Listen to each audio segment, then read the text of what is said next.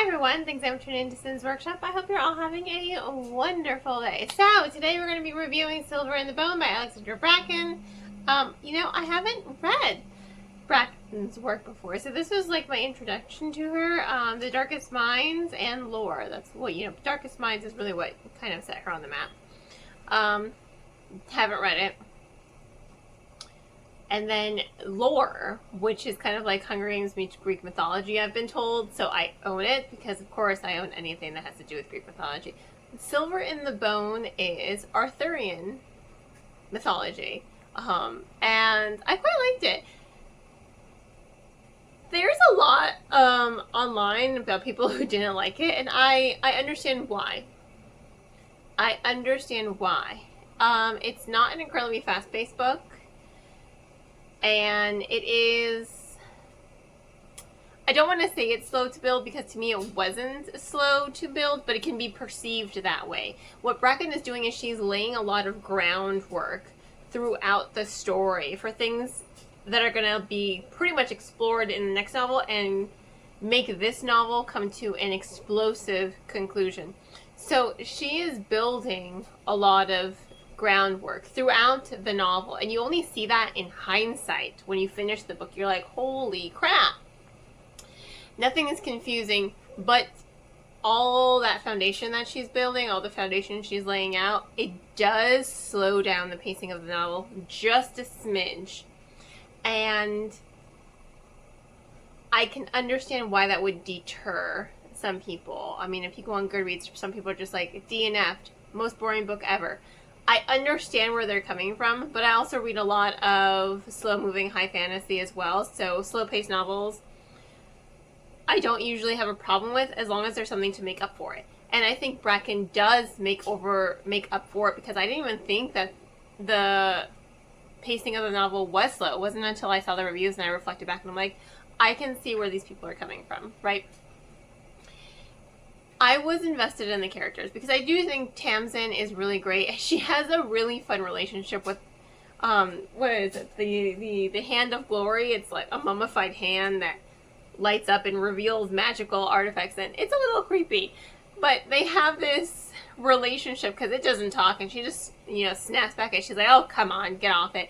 It's really amusing in a little disturbed way, and you see her devotion to her adoptive brother Caleb. So Caleb and her, they're not blood related, but they are brother and sister.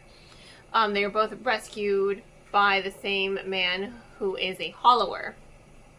Now, hollowers in this world, they are people who can see magic, and what they do with that is they go hunting for mythological gifts, mainly King Arthurian mystical artifacts, right? Everyone wants to get back to Avalon, and then you also have witches as well.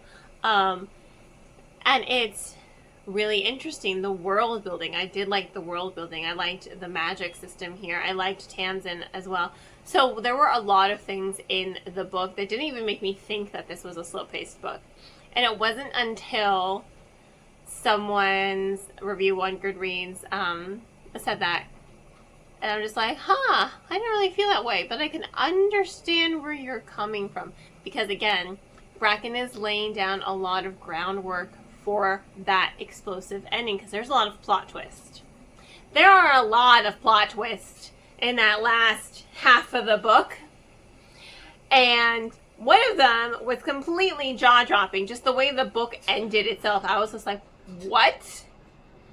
I'm like, okay, I need book 2, and I need book 2 now. That was me when I was finished reading it, because I did not see that coming at all. And mind you, Tamsin is now in Avalon.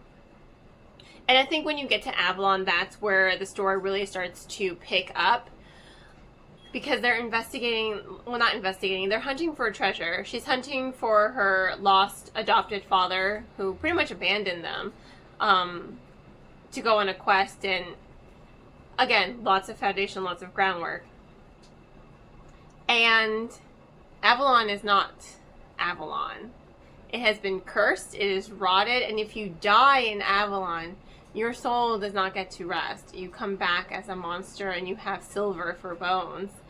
and you're seeing all these female knights, and it's really, really cool to see, you know, this really strong femininity to the novel, because you do have, you know, your knights, and your women knights, and you also have your magic users who are a little bit more feminine. So but even the knights don't lose their femininity about them, and I like that about Bracken's storytelling, how she's really delving into what it means to be like a knight of King Arthur's court, but also Morgan Le Fay mythology and Guinevere mythology, and kind of showcasing what the femininity of those two and replicating it in different and various ways to all these characters in the book.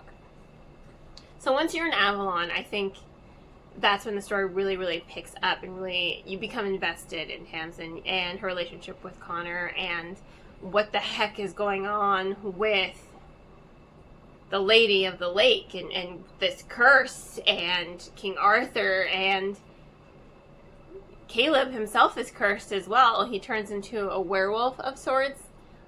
It's just really, really interesting to read, and I was personally invested in the story. So I really liked it, and that ending was just not fair. Not fair. I mean, well, I think I got book 2 soon, so I need to read it, because it's just not fair how it ended. I'm like, God damn it. Oh, Bracken. It was a really good ending. It was, my jaw was just like, so yeah, I do have to give this book 4 to 5 stars. I do recommend it, but I will say yes, in hindsight, it is a little slow for that opening, but, you know, she's setting up the stage, she's setting up a lot of foundation for those explosive plot twists, and you're just like, holy crap, I should have seen this coming. But I didn't! Maybe you will, but I didn't. So yeah, really good book. I enjoyed it. I will, of course, include links in the description below if you want to check it out yourself. On that note, don't forget to like, subscribe, and share with all your book-loving friends. I hope you all have a wonderful rest of your day, and as always, happy reading.